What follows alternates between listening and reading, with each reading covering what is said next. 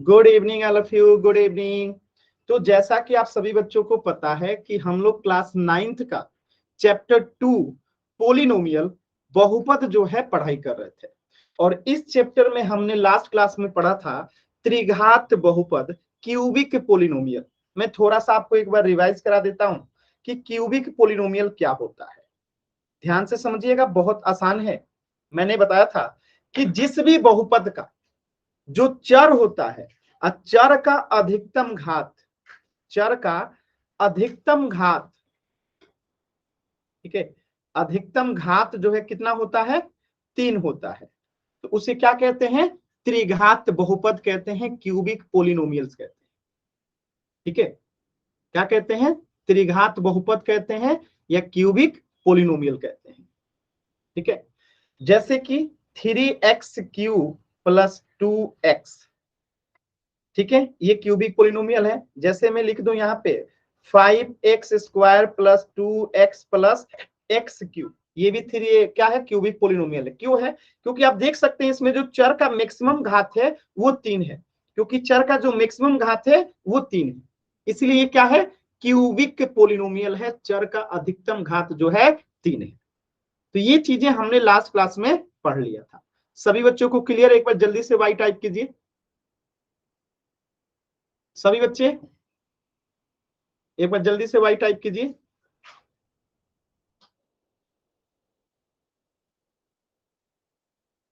Clear है ना? चलिए, इसी पे आधारित एक प्रश्न है, सभी बच्चे इसे पोल सेक्शन में करेंगे। प्रश्न को ध्यान से देखिए और पोल सेक्शन में उत्तर देना है। एकदम ध्यान से प्रश्न को देखिए और पोल सेक्शन में उत्तर कीजिएगा। प्रश्न क्या है, इसमें से आपको पहचानना है कि कौन त्रिघात बहुपद नहीं है। ध्यान से देखिएगा, प्रश्न में पूछा गया है कि कौन त्रिघात नहीं है, कौन जो है त्रिघात बहुपद नहीं है। ठीक है, एकदम ध्यान से देखिए और पोल सेक्शन में आंसर कीजिए, कोई जल्दबाजी नहीं है, एकदम आराम से, एकदम आराम से करेंगे सभी बच्चे, कोई जल्दबाजी नहीं है। कौन त्रिघात बहुपद नहीं है, आप ये भी पहचान सकते हैं कि कौन त्रिघात है। अगर जो त्रिघात है उसको छोड़ के बाकी आंसर हो जाएगा, जो त्रिघात है उसको छोड़ के जो त्रिघात नहीं है ऑटोमेटिकली समझ में आ जाएगा। तो आप केवल ये पहचान लीजिए कौन कौन त्रिघात है, और जो त्रिघात है वो आंसर मत कीजिए, जो नहीं है उसी को आंसर कर दीजिए। तो पहचानना एकदम आसान है। ठीक है,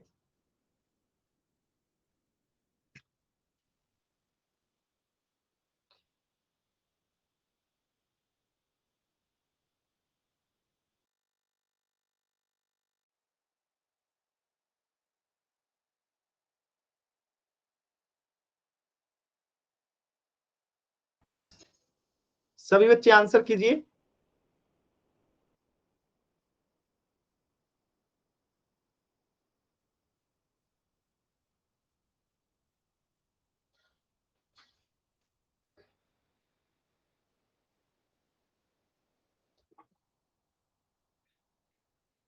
एकदम ध्यान से आराम से सभी बच्चे करेंगे, कोई जल्दबाजी नहीं है।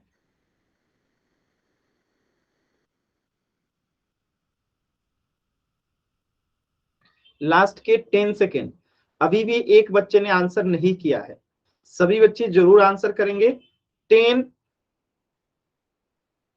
9, 8,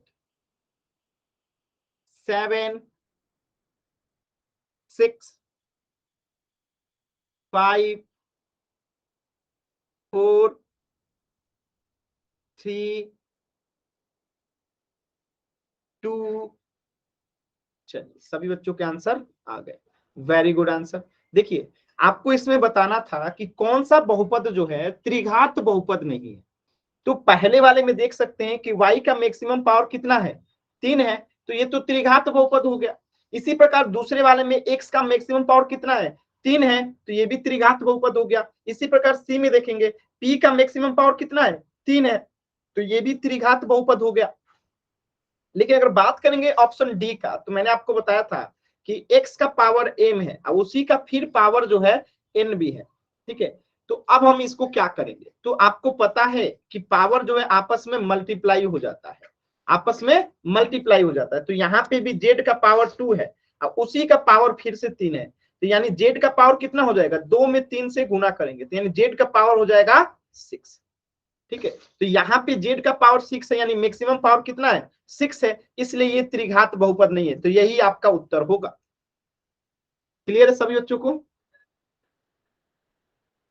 सभी बच्चे बताएंगे, क्लियर है। चलिए, तो इस प्रश्न का उत्तर हो जाएगा ऑप्शन डी। कहीं पे भी किसी भी बच्चे को डाउट है तो पूछ सकते हैं, किसी भी बच्चे को कहीं पे भी कुछ भी डाउट है पूछ लीजिएगा, कोई डाउट नहीं है, वेरी गुड। चलिए, तो आज के क्लास में हम लोग पढ़ने वाले हैं समीकरण, इक्वेशन कि ये समीकरण होता क्या है। समीकरण होता क्या है, समी का मतलब होता है बराबर, समी का मतलब होता है बराबर, इक्वल, इक्वू जो है, यहाँ पे जो इक्वू लिखा हुआ है, ये तीन शब्द जो है इक्वू, ये इक्वू मतलब इक्वल, इक्वू मतलब यहाँ पे इक्वल है, समी का मतलब क्या है, बराबर। तो समीकरण का मतलब ही हुआ कि दो व्यंजकों का जो समानता को दिखाता है, बराबरी को दिखाता है, उसी को समीकरण कहते हैं। तो इसे डिफाइन कैसे कर सकते हैं कि एक समीकरण दो व्यंजकों की समानता को दर्शाता है। जैसे मैं यहां पे लिख दूं 2 + 6 = 8, तो क्या है, ये समीकरण है। इसी प्रकार मैं लिख दूं 2 + x = 0, तो ये क्या है, समीकरण है। मैं लिख दूं यहाँ पे 5x + 1 = 0, तो ये क्या है, समीकरण है। यानी कि समीकरण में पहली बात आपको क्या याद रखना है कि इक्वल का साइन होना चाहिए।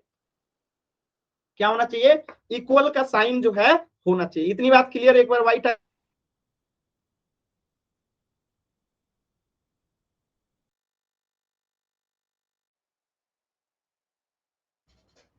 क्लियर है सभी बच्चों को। चल आगे बढ़ते हैं। अब देखिए, तो आप लोग इतनी चीजें समझ गए होंगे। तो एक समीकरण में दो पक्ष होता है, ठीक है। एक ये जो इक्वल के साइन के इधर है और एक इधर, तो जो ये इक्वल के साइन के पहला है उसको बोलते हैं बायां पक्ष। क्या बोलते हैं, बायां पक्ष। हिंदी इंग्लिश में कहते हैं लेफ्ट हैंड साइड, और इसे बोलते हैं दायां पक्ष, ठीक है, इसे बोलते हैं राइट हैंड साइड, ठीक है। तो ये इक्वल के साइन के इधर वाले को क्या कहेंगे, एलएचएस, और इधर वाले को क्या कहेंगे, आरएचएस, ठीक है। तो ये उल्टा भी हो सकता है, कभी कभी ऐसे भी लिख सकता है x + 2, तो ये भी समीकरण है। तो इधर वाले को क्या कहेंगे, एलएचएस, और इधर वाले को क्या कहेंगे, आरएचएस, ठीक है। तो ये जरूरी नहीं है कि जीरो इधर रहेगा ये इधर रहेगा, कहीं भी रह सकता है, लेकिन इक्वल का साइन जरूर रहेगा। बात समझ में आया सभी बच्चों को, किसी बच्चे को डाउट है बताइएगा। चलिए आगे बढ़िए, इसे देखिए।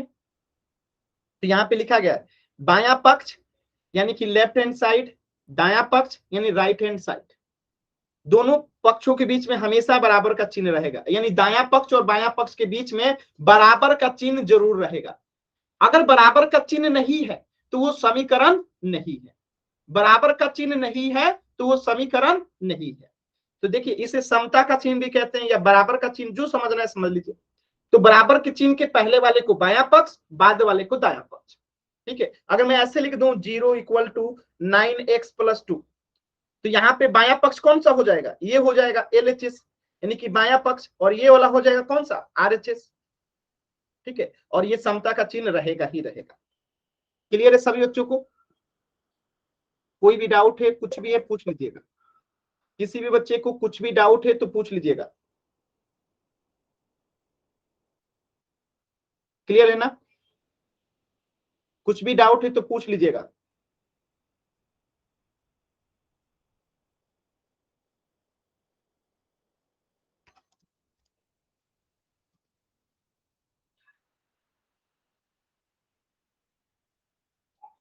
क्लियर है सभी बच्चों को, चलिए आगे बढ़ते हैं। अब मेरा एक सवाल है, आपको बस आंसर करना है। मैं यहां लिख दूं x + 2 समीकरण है, option A yes, option B no. बताइए आंसर क्या होगा। x+2 समीकरण है, यस बी नो, आंसर क्या होगा, कोशिश कीजिए सभी बच्चे।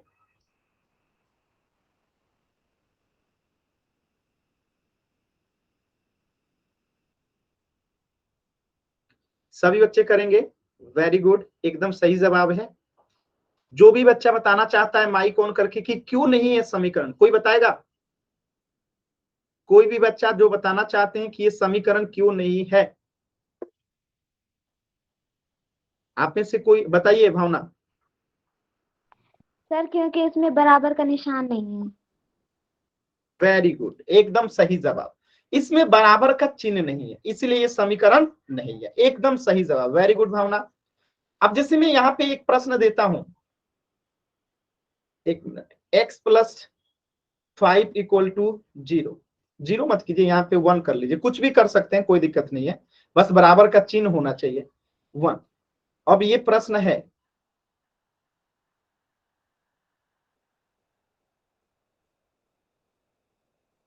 बताइए अब क्या होगा आंसर। वेरी गुड काजल, मनीषा, आप लोग क्लास लेट क्यों ज्वाइन किए हैं।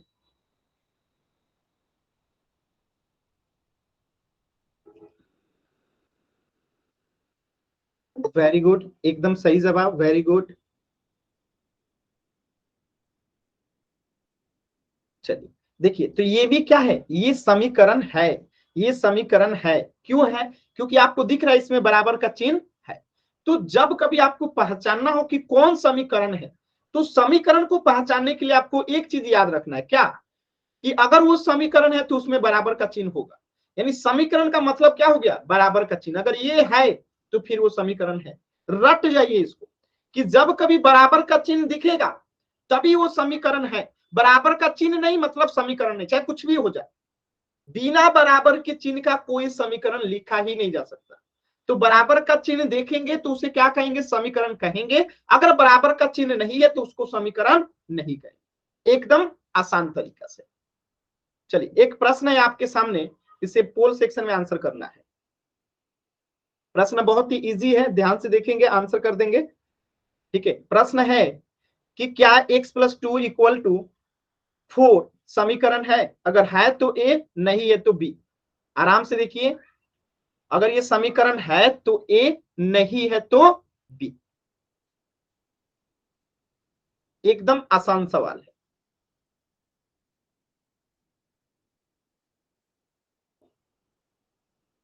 सभी बच्चे कीजिए, very good answer, very good. अभी भी 3 बच्चों का आंसर नहीं आया है, सभी बच्चे करेंगे। x+2 = 4, अगर ये समीकरण है तो ए को आंसर करेंगे, नहीं है तो बी को आंसर करेंगे। अभी भी 2 बच्चों का आंसर नहीं आया है, सभी बच्चे जरूर आंसर करेंगे, इससे आसान सवाल नहीं है। मैंने अभी भी बताया था कि समीकरण का मतलब है बराबर का चिन्ह, अगर बराबर है, बराबर का चिन्ह है तो वो समीकरण है, बराबर का चिन्ह नहीं है तो वो समीकरण नहीं है। अभी भी 2 बच्चों ने आंसर नहीं किया है, जल्दी से आंसर कीजिए, एक बच्चा और है जो आंसर नहीं किए हैं, लास्ट के 10 सेकेंड, 10, 9, 8, 7, 6, 5, 4, 3, 2, 1। वेरी गुड, सभी बच्चों के आंसर आ गए, वेरी गुड, और सभी बच्चों के आंसर भी आ गए और सभी बच्चों का एकदम सही भी है, वेरी गुड। इस प्रश्न का उत्तर होगा ऑप्शन ए। मैंने पहले ही बता दिया था आप लोगों को कि अगर बराबर का चिन्ह है तो वो समीकरण है, बराबर का चिन्ह नहीं है मतलब कि वो समीकरण नहीं, तो ये समीकरण है, तो इस प्रश्न का उत्तर हो जाएगा ऑप्शन ए। चलिए नेक्स्ट प्रश्न देखिए, क्वेश्चन नंबर 67, इसमें भी आपको यही पहचानना है कि कौन समीकरण है, बराबर का चिन्ह होगा तो समीकरण है, बराबर का चिन्ह नहीं होगा तो समीकरण नहीं होगा।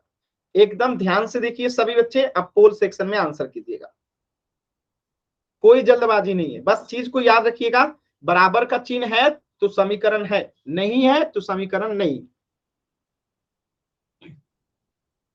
इनमें से कौन जो है समीकरण है? समीकरण को पहचानने का सबसे सरल और आसान तरीका बराबर का चिन्ह, जिसे समता का चिन्ह भी कहते हैं, इक्वल का साइन, अगर है तो समीकरण है, नहीं है तो नहीं है। सभी बच्चे आंसर करेंगे? वेरी गुड, एकदम सही जवाब आ रहा है, वेरी गुड सभी बच्चों का। इक्वल का साइन होगा, बराबर का साइन होगा, मतलब कि वो समीकरण है। जिसमें इक्वल का साइन नहीं होगा मतलब कि वो समीकरण नहीं है। सभी बच्चे आंसर करेंगे? दो बच्चों का अभी तक आंसर नहीं आया है, सभी बच्चे आंसर करेंगे? एक बच्चे का और आंसर नहीं आया है, लास्ट के 10 सेकेंड।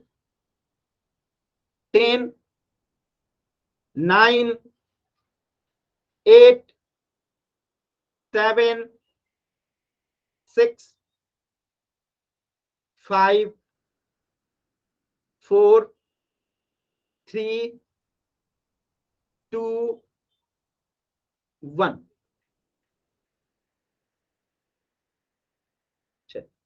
इसको समझते हैं। एक बच्चे ने इसका आंसर नहीं किया है, ये गलत बात है, सभी बच्चों को उत्तर देना है।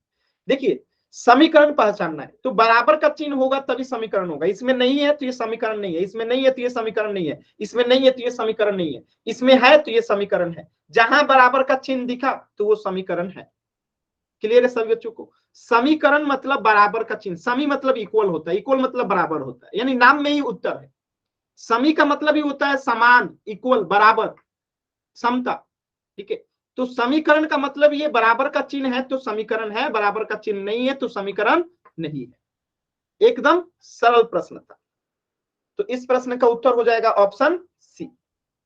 नेक्स्ट प्रश्न कीजिएगा, क्वेश्चन नंबर 68। एकदम आसान सवाल है, इसमें भी आपको समीकरण को पहचानना है। ठीक है, एकदम आराम से सभी बच्चे इस प्रश्न का उत्तर करेंगे पोल सेक्शन में।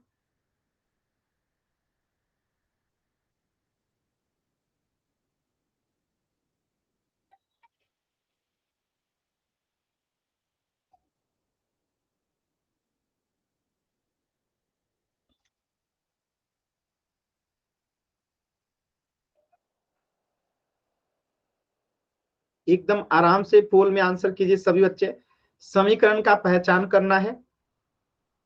इक्वल का साइन देखेंगे तो कहेंगे समीकरण है, इक्वल का साइन नहीं है तो समीकरण नहीं है। मतलब एकदम सरल प्रश्न है।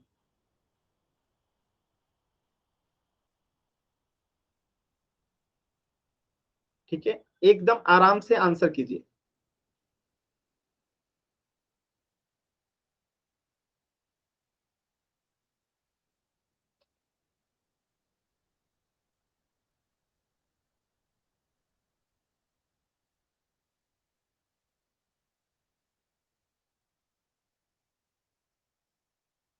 अभी भी मैं देख पा रहा हूं दो बच्चों का उत्तर नहीं आया है, सभी बच्चे आंसर कीजिए।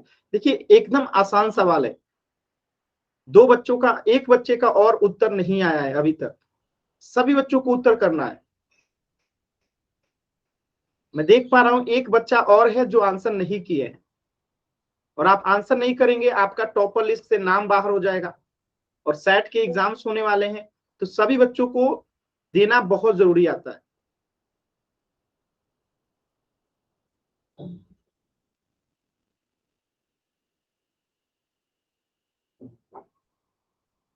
एक बच्चे अभी तक आंसर नहीं किए हैं, देखिए आंसर कीजिए। चलिए कर दिए। और जिन्होंने सबसे लास्ट में अभी आंसर किए हैं उन्होंने गलत आंसर किया है बी को। देखिए, जिन्होंने भी किया है आप माइक ऑन करके बता दीजिए, आपको नहीं समझ में आ रहा है मैं समझा दूंगा। देखिए, इसमें इक्वल का साइन नहीं है, उत्तर नहीं होगा। इसमें इक्वल का साइन नहीं है, उत्तर नहीं होगा। इसमें इक्वल का साइन नहीं है, उत्तर नहीं होगा। इसमें इक्वल का साइन है तो ये आपका उत्तर होगा। समीकरण को पहचानने का सबसे आसान तरीका है, बराबर का चिन्ह है तो समीकरण है, बराबर का चिन्ह नहीं है तो समीकरण नहीं। तो जिन्होंने बी को आंसर किया है जल्दी से बता दीजिए क्या आपको नहीं समझ में आया। किरण कुकर नाम से जो बच्चा है, बताइए आपका आंसर क्या है? सर सी करा है। आपने सी करा है। तो किन्होंने बी करा है बताइएगा जल्दी से, एक बच्चे का आंसर सर गलत हमने भी सी करा है। कोई एक बच्चे हैं जिनका आंसर बी है, उन्हीं का केवल गलत है। अगर नहीं समझ में आया तो बाबू पूछ लीजिए। ठीक है, चलिए कोई बात नहीं, चलिए नहीं बताना चाहते हैं कोई बात नहीं, अगले लिस्ट में नाम आ ही जाएगा, टॉपर लिस्ट में। तो मैं बस ये बताना चाहता हूं कि समीकरण को पहचानना बहुत आसान है। ठीक है, समीकरण को पहचानना है तो बस बराबर का चिन्ह देख लीजिए, एकदम आसान है। बराबर का चिन्ह है तो वो समीकरण है, बराबर का चिन्ह नहीं है तो वो समीकरण नहीं है। किसी को कोई डाउट है तो पूछ लीजिएगा। चलिए, तो इस प्रश्न का उत्तर हो जाएगा option C, x minus 1 equal to 2y। Clear है ना सभी बच्चों को? आसान था एकदम। चलिए आगे बढ़ते हैं। अब देखिए समीकरण के प्रकार, और ये बहुत इंपॉर्टेंट हो जाता है। तो समीकरण को 3 प्रकार है। तो समीकरण के प्रकार को पढ़ने से पहले मैं कुछ बातें बताता हूं आपको। मैंने रैखिक बहुपद पढ़ाया था, याद होगा सभी बच्चों को, रैखिक बहुपद पढ़ाया था। ठीक है, फिर मैंने आपको द्वि बहुपद पढ़ाया था, द्वि घात बहुपद, और फिर मैंने पढ़ाया था त्रिघात बहुपद। याद होगा सभी बच्चों को? कोई बच्चा बताना चाहता है कि रैखिक बहुपद क्या होता है? माइक ऑन करके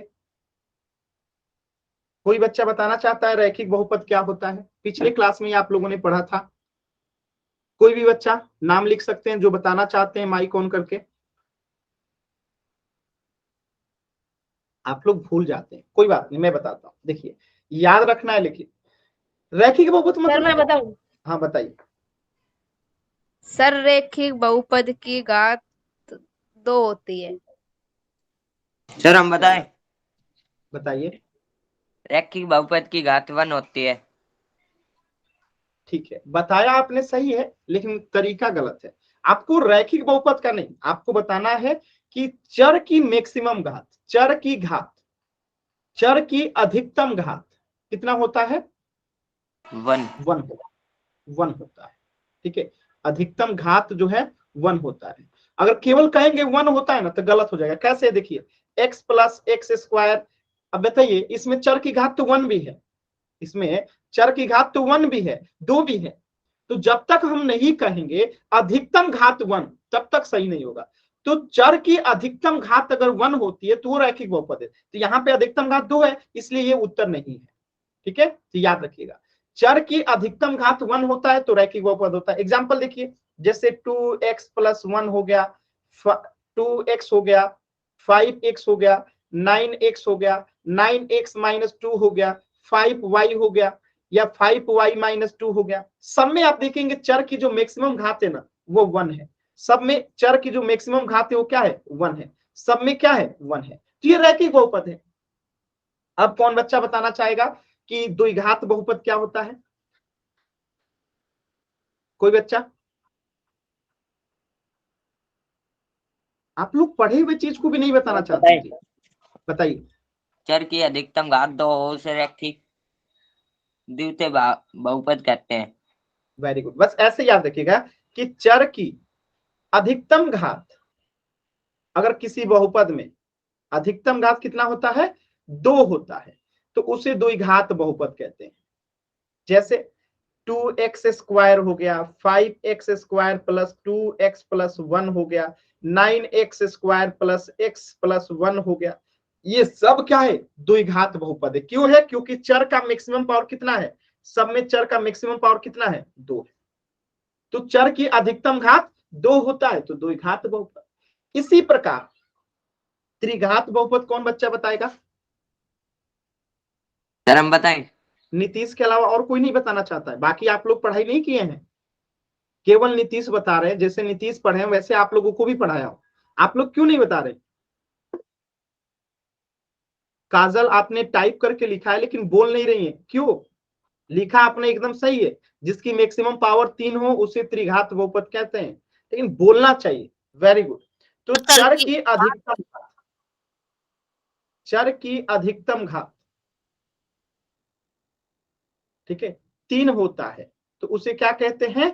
त्रिघात बहुपद कहते हैं। जैसे 3x³ हो गया, या x³ हो गया, या y³ + 1 हो गया, या y² + y³ + y equal to नहीं, इक्वल टू लगाते ही समीकरण हो जाएगा। ठीक है, ये सब क्या है, ये सब जो है त्रिघात बहुपद है, क्योंकि चर की मैक्सिमम पावर कितनी है, 3 है। चर की मैक्सिमम पावर कितनी है, 3 है, इसलिए ये सब क्या है, त्रिघात बहुपद है। अब आपको मैं पढ़ा रहा था समीकरण, लेके आ गया बहुपद पे, क्यों, क्योंकि अंतर बस यही है, समीकरण भी 3 प्रकार का हो गया। अब वो कैसे डिसाइड होता है, घात से। यानी अब यहाँ पे जो आप लिख देंगे ना कि समीकरण, ऐसा समीकरण जिसमें चर की अधिकतम घात 1 होता है, तो उसे रैखिक समीकरण कहते हैं। ठीक है, तो अभी तक ये क्या है, बहुपद है। जैसे इक्वल का साइन लगा देंगे, ये सब समीकरण बन गया, ये सब समीकरण बन गया। जैसे ही हमने इसमें कुछ भी इक्वल का साइन लगाया, और ये सब क्या बन गया, समीकरण बन गया। तो अब ये 2x + 1 = 1 हो गया, 2x = 1 हो गया, 5x = 0 हो गया, 9x = 1 हो गया, 9x - 2 = 0 हो गया, 5y = 1 हो गया, 5y - 2 = 1 हो गया, x - y = 0 हो गया। ये सब क्या है, रैखिक बहुपद है। क्यों, क्योंकि इसमें चर की मैक्सिमम पावर कितनी है, सब में 1 है। यानी रैखिक बहुपद में ही अगर हम इक्वल का साइन लगा देते हैं तो रैखिक समीकरण बन जाता है। क्या ये सभी बच्चों को बात समझ में आया? Yes sir. कि जो रैखिक बहुपद होता है, अगर हम उसी में इक्वल का साइन लगा दें तो वो क्या बन जाता है, रैखिक समीकरण बन जाता है। तो हम इसको ऐसे लिख सकते हैं, लिखेंगे कहते हैं कि जिस समीकरण में चर की मैक्सिमम पावर 1 होती है, मैक्सिमम घात 1 होती है, उसे रैखिक समीकरण कहते हैं। एग्जाम्पल आपके सामने है, जैसे 2x क्या है, एक रैखिक बहुपद है, और 2x = 0 1 2 3 कुछ भी लिख दीजिए, इक्वल टू का साइन लगा दीजिए बस, तो वो क्या बन जाएगा, रैखिक समीकरण बन जाएगा। जैसे 9x - 2 क्या है, बहुपद था, इसी में इक्वल का साइन लगा दीजिए, समीकरण बन गया। बस ध्यान रखिएगा कि घात मैक्सिमम कितनी होनी चाहिए, 1। तो ठीक इसी प्रकार जब चर की मैक्सिमम घात 2 हो जाता है, एक ऐसा समीकरण जिसमें घात 2 हो जाता है, तो उसे कहते हैं द्विघात समीकरण। क्या कहते हैं, द्विघात समीकरण। जैसे 2x² = 0 हो गया, बराबर 1 हो गया, बराबर 3 हो गया, तब ये सब क्या बन गया, द्विघात समीकरण बन गया। अब ये सब क्या बन गया, द्विघात समीकरण बन गया। समझ में आया? तो जब किसी समीकरण में चर की अधिकतम घात 2 होती है, जब किसी समीकरण में चर की अधिकतम घात 2 होती है, तो ऐसे समीकरण को क्या कहते हैं, द्विघात समीकरण कहते हैं।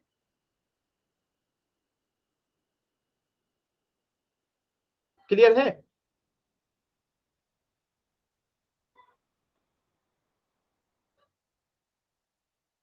क्लियर है? एक बार सभी बच्चे जल्दी से वाई टाइप कर दीजिए, सभी बच्चे। इसी प्रकार अगर हम त्रिघात बहुपद की बात करें, समीकरण की बात करें, तो इसमें क्या आएगा, तो मैंने अभी बताया कि जब हम इसमें इक्वल का साइन लगा देते हैं, इक्वल का साइन लगा देते हैं, इक्वल का साइन लगा देते हैं, तो ये एक समीकरण बन गया, ये एक समीकरण बन गया, ये एक समीकरण बन गया, एक ये समीकरण बन गया। और इन सभी समीकरण को आप कैसे लिखेंगे कि जब किसी समीकरण में चर की अधिकतम घात 3 होता है, तो वो त्रिघात समीकरण होता है। बताइए, इन तीनों में किसी भी बच्चे को कहीं पे भी कुछ भी डाउट है? किसी भी बच्चे को कहीं पे भी कुछ भी डाउट है बाबू? सर एक बार और बता दो। आप खुशबू एक बार माइक ऑन करो और मुझे बताओ, त्रिघात बहुपद क्या होता है? सर चर की अधिकतम घात 3 होती है। ठीक है, किसमें ये 3 होती है तो वो होता है त्रिघात बहुपद? बहुपद में, किसी बहुपद में अगर चर की अधिकतम घात 3 होती है तो उसे त्रिघात बहुपद कहते हैं।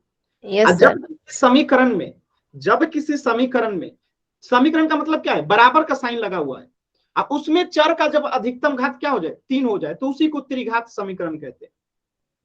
मतलब इसमें ऐसा कुछ भी नहीं है समझने वाला जो आपको समझाया जाए, बस आपको चीजें याद रखनी है कि अगर मैक्सिमम पावर 3 है और उसमें बराबर का चिन्ह है तो वो त्रिघात समीकरण है। मैक्सिमम पावर अगर 2 है और उसमें बराबर का साइन है तो वो द्विघात हो गया। अगर मैक्सिमम पावर 1 है और उसमें बराबर का चिन्ह है तो वो रैखिक हो गया। यही 3 बातें याद रखना है। अभी क्लियर है खुशबू? Yes sir. ठीक है, और किसी बच्चे को डाउट है?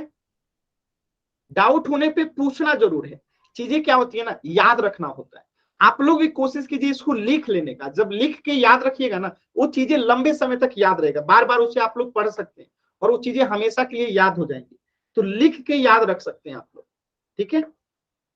चलिए, तो यहां पे मैं डिफिनीशन आपको बता दूं, तो रैखिक समीकरण का मतलब क्या हो गया, याद रहेगा। द्विघात समीकरण का मतलब क्या होगा, याद रहेगा।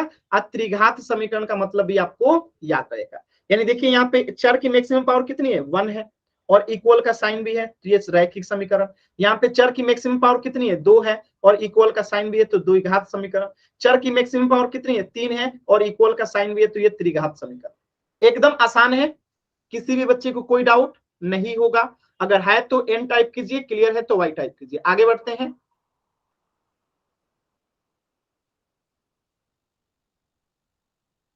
सभी बच्चे एक बार जल्दी से वाई टाइप कीजिए। चलिए आगे बढ़ते हैं। देखिए, अब एक होता है एक चर वाला रैखिक समीकरण, तो उसको समझने से पहले इसे समझते हैं। अभी अभी मैंने आपको बताया कि जिस समीकरण में चर की अधिकतम घात 1 होती है उसे रैखिक समीकरण कहते हैं। जिस समीकरण में चर की अधिकतम घात 1 होती है उसे रैखिक समीकरण कहते हैं। जैसे x plus 1 equal to 1, x plus 2 equal to 1, या x बराबर 1, या फिर x plus Y plus Z equal to 1, x plus Y plus Z minus 1 equal to 0। ये सब क्या है, रैखिक समीकरण है। क्यों है रैखिक समीकरण, क्योंकि सबकी पावर कुछ नहीं है तो क्या है, 1 है। सबकी पावर कुछ नहीं तो क्या है, 1 है। सबकी पावर क्या है, 1 है। यानी किसी भी समीकरण में चर की अधिकतम घात अगर 1 होती है तो ऐसे समीकरण को क्या कहते हैं, रैखिक समीकरण कहते हैं। तो ये सब क्या है, रैखिक समीकरण। ये सब क्या है, रैखिक समीकरण है। क्लियर है सभी बच्चों को। किसी बच्चे को डाउट है तो बताइएगा। जिस भी समीकरण में चर की अधिकतम घात 1 होती है उसे रैखिक समीकरण कहते हैं। अब मैं यहां पे लिख दूं x square plus 1 equal to 0, क्या ये रैखिक समीकरण है, बताइए तो यस और नो करके। नो सर, क्यों नहीं है, अधिकतम घात 2 है। Very good. तो ये क्या हो गया, अधिकतम घात 2 है तो इसे क्या कहेंगे, द्विघात बहुपद, द्विघात समीकरण कहेंगे। क्या कहेंगे, द्विघात समीकरण। आसान है एकदम। 1 है अधिकतम घात तो रैखिक समीकरण, 2 है तो द्विघात समीकरण। तो ये आप लोग समझ गए होंगे। अगर मैं यहीं पे लिख दूं x cube plus 3 2 equal to 0, x का पावर 3 है तो ये क्या हो जाएगा, त्रिघात समीकरण हो जाएगा। Yes sir. सभी बच्चे बताइए वाई टाइप करके, हो जाएगा ना, आसान है। चलिए, तो ये चीजें आप लोग समझ गए होंगे कि रैखिक समीकरण लीनियर इक्वेशन क्या होता है। एक चीज होता है जिसे हम कहते हैं, जैसे एग्जांपल देखिए x माइनस 1 इक्वल टू 2, ये रैखिक समीकरण है। क्यों, क्योंकि इसमें x का पावर 1 है और इक्वल का साइन भी है। ये y plus Z equal to 5, तो y का पावर भी 1 है, z का भी पावर 1 है और इक्वल का साइन भी है। मैक्सिमम पावर 1 है, y का पावर कुछ नहीं है तो 1 है और इक्वल का साइन भी है। तो ये सब क्या है, रैखिक समीकरण है। लेकिन एक होता है एक चर वाला रैखिक समीकरण, एक चर वाला रैखिक समीकरण।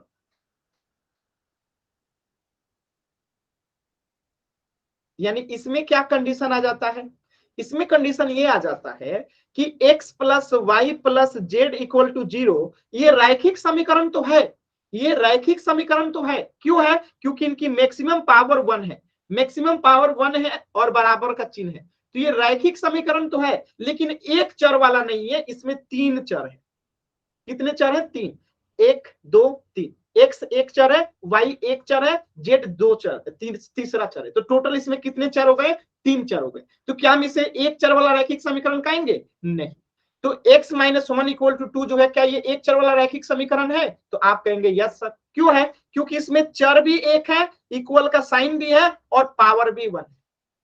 जबकि 2 नंबर जो है, क्या ये एक चर वाला रैखिक समीकरण है, नहीं है। ये रैखिक समीकरण तो है लेकिन एक चर वाला रैखिक समीकरण नहीं है। क्यों, क्योंकि इसमें 2 चर है, y और z। तो ये 2 चर वाला रैखिक समीकरण है। इसी प्रकार y बराबर 5 है तो ये तो एक चर वाला रैखिक समीकरण है, क्योंकि चर भी एक है, घात भी 1 है, इक्वल का साइन भी है। तो क्या आप लोग इसे समझ पा रहे हैं कि एक चर वाला रैखिक समीकरण और केवल रैखिक समीकरण में क्या अंतर है। मैं इसे और तरीके से समझाता हूं, देखिएगा, कोई कंफ्यूजन नहीं रहना चाहिए। देखिए, एक होता है रैखिक समीकरण,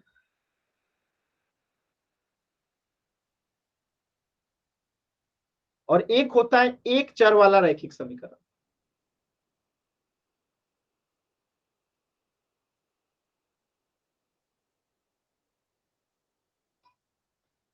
दोनों में अंतर क्या है, ध्यान से समझिएगा। पहला अंतर, जैसे x plus Y plus Z equal to 0। दूसरा अंतर देखिए, x plus Y equal to 0 या x माइनस 1 इक्वल, एक मिनट, x माइनस 1 इक्वल टू 0,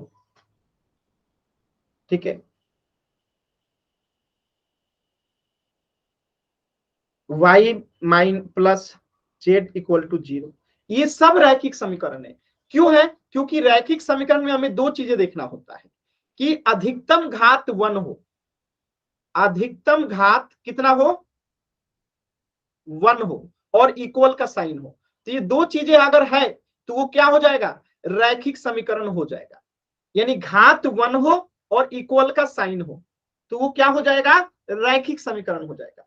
लेकिन इसमें सब में देखिए, सब में घात कितना है, 1 है, और इक्वल का साइन भी है। सब में घात कितना है, 1 है, और इक्वल का साइन है। सब में घात कितना है, 1 है, और इक्वल का साइन है। सब में घात 1 है और इक्वल का साइन है।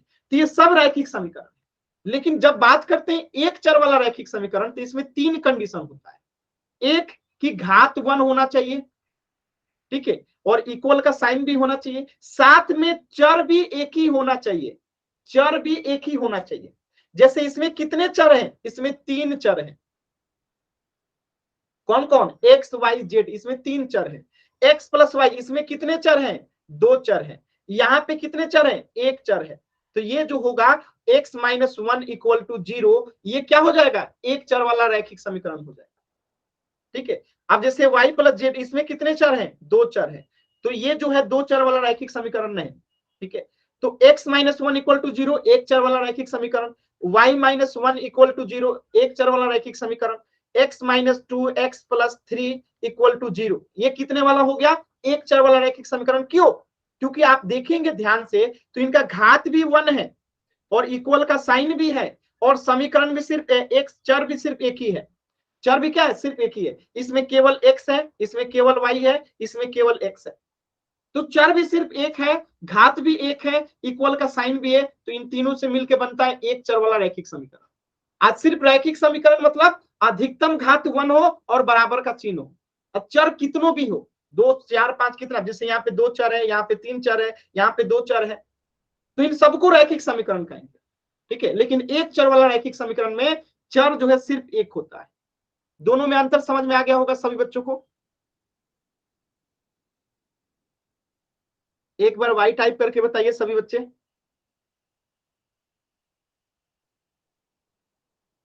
क्लियर है?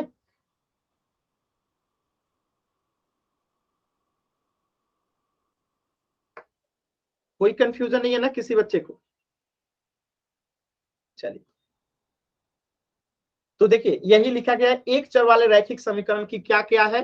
तो केवल एक ही चर होना चाहिए। कितना चर होना चाहिए, एक चर होना चाहिए। घात कितनी होनी चाहिए, 1, और बराबर का चिन्ह होना चाहिए। ये तीनों कंडीशन अगर मिल गया, ठीक है, चर एक होना चाहिए, घात एक होना चाहिए, और बराबर का चिन्ह भी होना चाहिए, तो उसी को कहेंगे एक चर वाला रैखिक समीकरण। जैसे x minus 1 equal to 0, x minus 5 equal to 0, या x बराबर 5, या x equal to 5 minus 2x, ये सब क्या है, एक चर वाला रैखिक समीकरण है। क्यों? क्योंकि इन सब में देखेंगे कि एक ही चर है, एक ही घात है, और इक्वल का साइन भी है, ठीक है। देखिए इसमें एक चर है x, इक्वल का साइन भी है, घात भी 1 है। एक ही चर है x और इक्वल का साइन भी है और घात भी 1 है।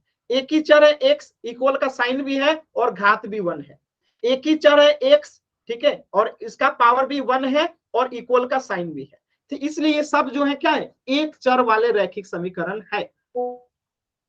याद रहेगा सभी बच्चों को? बताइएगा, सभी बच्चों को याद रहेगा?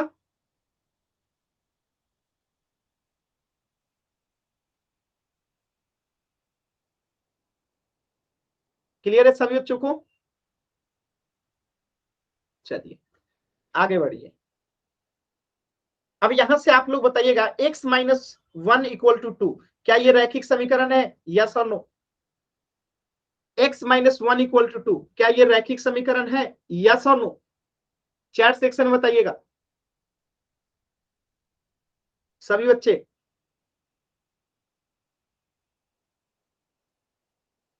बताइए।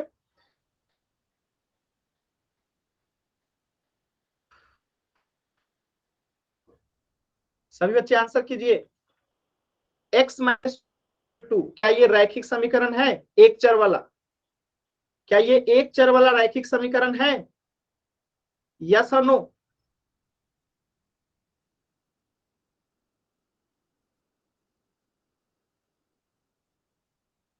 बताइए। आप लोग का आंसर नहीं आ रहा है जी, आप लोगों के आंसर नहीं आ रहे हैं, आप लोग आंसर नहीं कर रहे हैं जी। यस सर है। तो आंसर क्यों नहीं कर रहे? इतना टाइम लगेगा? आप देखो ना जी, यहाँ पे क्या है, x एक ही चर है, इसका पावर भी 1 है और इक्वल का साइन भी है, तीनों चीजें है, तो एक चर वाला रैखिक समीकरण है। चलिए इसको बताइए, तो ये एक चर वाला रैखिक समीकरण है कि नहीं? दूसरा नंबर नो सर। सभी लोग बताइए, यस और नो? अगर हाँ तो y, अगर नहीं है तो n। सभी बच्चे बताइए।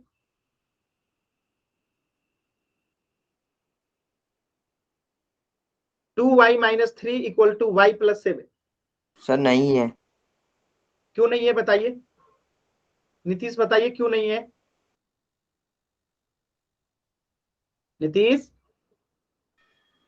क्यों? इसमें चर 2 है। कहाँ चर 2 है? यहाँ भी y है, यहाँ भी y है, तो एक ही है ना। दो चर का मतलब x और y होना चाहिए, तो ये दो चर हुआ। x और z होना चाहिए, तो ये दो चर हुआ। अलग अलग चर होना चाहिए। x 5 जगह लिख दिया जाए तो 5 चर थोड़े हो गया। अब जैसे समझिएगा, मैं यहाँ लिख दूं x plus 2x plus 3x equal to 0, तो क्या इसमें 3 चर हो गया? इसमें भी एक ही चर है, ये x x x सब एक ही चर है।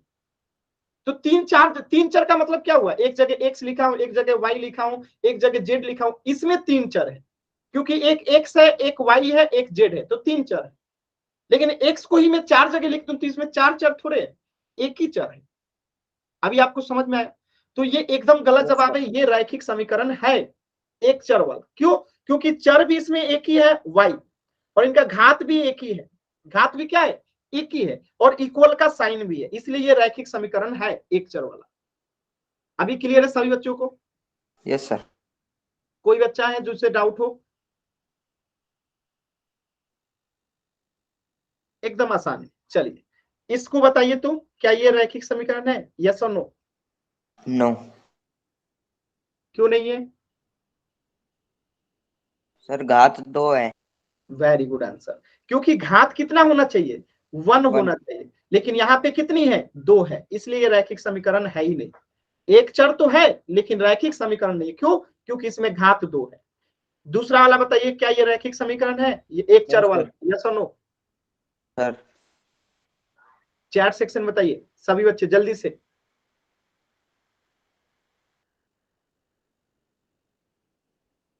काजल, क्यों है ये रैखिक समीकरण एक चर वाला? बताइएगा काजल।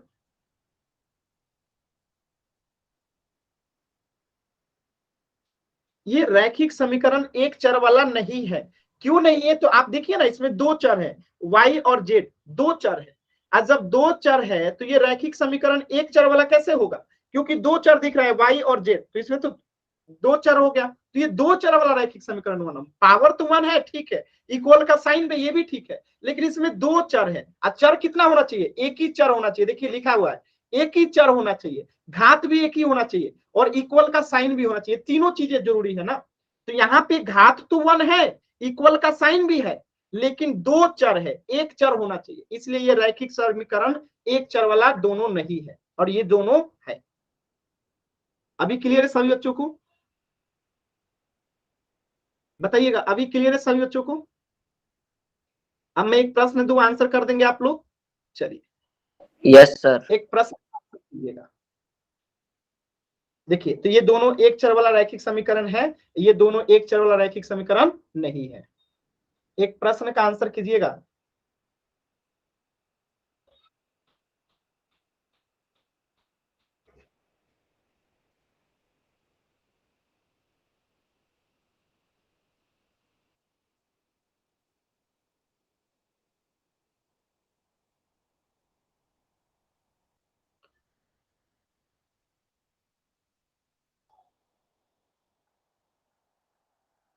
बताइएगा, इसमें से जो है कौन जो है एक चर वाला रैखिक समीकरण है?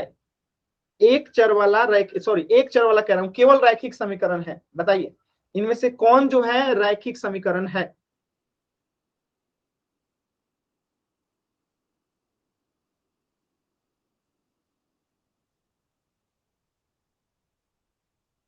इसमें से कौन जो है रैखिक समीकरण है? Sir C. माइक ऑन करके नहीं बोलना है। क्यों है ये रैखिक समीकरण? चलिए, कौन बच्चा बताना चाहेगा कि ए रैखिक समीकरण क्यों नहीं है? नाम लिखिए अपना। कौन बच्चा बताएगा कि ए रैखिक समीकरण नहीं है, क्यों नहीं है? कोई बताना चाहेंगे? नीतीश बताइए। सर अधिकतम घात 2 है। वेरी गुड, इसलिए ये रैखिक समीकरण नहीं है। कितना होना चाहिए? 1 होना चाहिए। चलिए, कौन बच्चा बताएगा कि बी रैखिक समीकरण क्यों नहीं है? नीतीश के अलावा कौन बताना चाहेगा? नीतीश के अलावा कोई बच्चा जो, हाँ बताइए भावना। भावना बताइए। क्योंकि सर इसमें बराबर का निशान नहीं है। हाँ वेरी गुड, क्योंकि इसमें इक्वल का साइन नहीं है, तो ये तो समीकरण ही नहीं है, इसलिए ये एक रैखिक समीकरण नहीं है। चलिए, डी जो है रैखिक समीकरण नहीं है, क्यों? कौन बताएगा? नाम लिखिए अपना। डी जो है रैखिक समीकरण नहीं है, कौन बताएगा? देखिए, सभी बच्चों को बताना चाहिए, आप लोग को नाम लिखना चाहिए, लेकिन आप में से सिर्फ 2 बच्चे ही बोले, ये गलत बात है। मैं चाहता हूं कि सभी बच्चों को ये हिम्मत आए, आप लोग समझ चुके हैं, आप लोग बोल पाए। क्या होता है, कभी कभी इंटरव्यू भी देने पड़ते हैं कई सारे एग्जाम्स में, और वहां आपको बोलना पड़ता है, लिखना नहीं होता है। जैसे आपसे सामने से बिठा दी जाएगा और पूछा जाएगा कि बताइए x square plus Y equal to 0 रैखिक समीकरण नहीं है, क्यों? अगर आप बोलने का आदत नहीं होगा तो आप वहां पे लिख कर जवाब नहीं दे सकते। ठीक है, तो बोलने की आदत डालिए। यहाँ पे तो आपका ना चेहरा दिखाई दे रहा है ना कुछ, केवल बोलना है। अगर अभी आप बोलना नहीं सीखेंगे तो कब सीखेंगे? तो बोलना चाहिए, और इससे आसान टॉपिक नहीं है। ऐसा रहता कि बहुत मुश्किल टॉपिक होता तो कोई बात थी। बताइए, कौन बताना चाहेंगे नीतीश के अलावा कि डी जो है x-1 इंटू एक्स प्लस 2 जो है रैखिक समीकरण नहीं है, क्यों?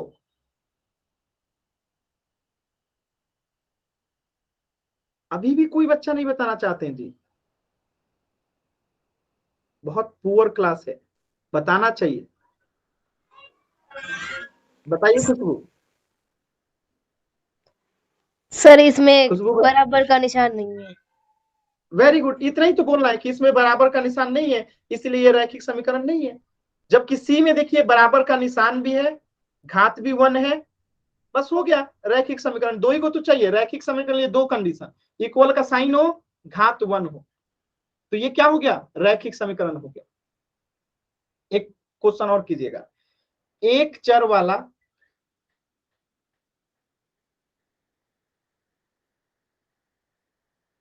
रैखिक समीकरण आपको पहचानना है। Option A, B, C, D. x-1 into x-y equal to 0, x-y equal to 0, x square equal to 1, x-1 equal to 0। बताइए, इसमें से एक चर वाला रैखिक समीकरण कौन सा है? इसमें से एक चर वाला रैखिक समीकरण कौन सा है? सभी बच्चे देखिए और आंसर बताइए चैट सेक्शन में। इनमें से कौन जो है एक चर वाला रैखिक समीकरण है?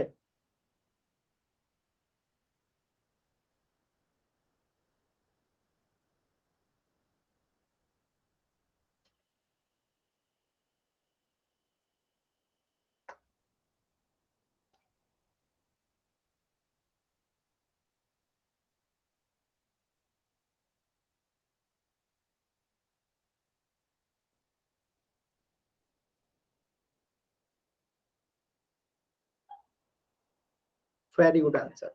चलिए, तो डी जो है एक चर वाला रैखिक समीकरण है, एकदम सही जवाब है और सभी बच्चों ने एकदम सही जवाब दिया। लेकिन कौन बच्चा बताएगा कि ए जो है एक चर वाला रैखिक समीकरण क्यों नहीं है? जवाब आपका सबका सही है कि डी जो है इसमें एक चर वाला रैखिक समीकरण है, लेकिन ए जो है आंसर नहीं है। नीतीश बताइए। सर चर अलग अलग है। चर अलग अलग नहीं, इसमें दो चर है और होना कितना चाहिए? एक चर, इसलिए ये नहीं है उत्तर। चलिए दूसरा, नीतीश के अलावा कौन बताएगा कि रैखिक समीकरण एक चर वाला क्यों नहीं?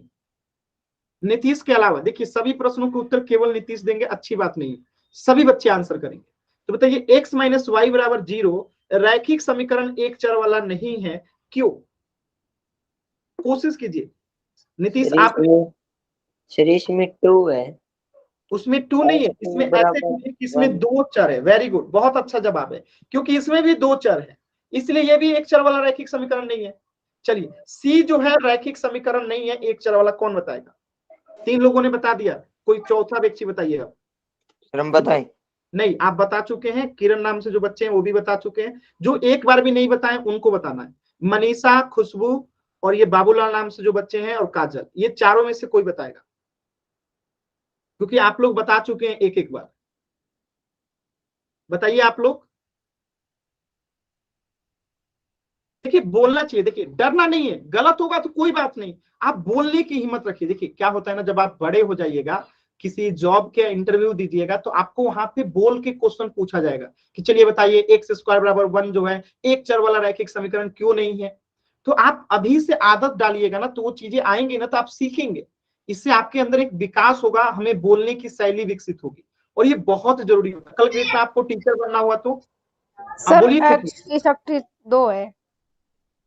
एक्स की घात यहाँ पे क्या है? 2 है। कितना होना चाहिए था यहाँ पे? 1। 1। ये गलत बात है नीतीश, आपको नहीं बोलना था, होना चाहिए था 1, लेकिन है कितना? 2, इसलिए ये एक चर वाला रैखिक समीकरण नहीं है। तो इससे आगे पढ़ेंगे हम लोग नेक्स्ट क्लास में। कुछ भी डाउट है, कुछ भी पूछना चाहते हैं अभी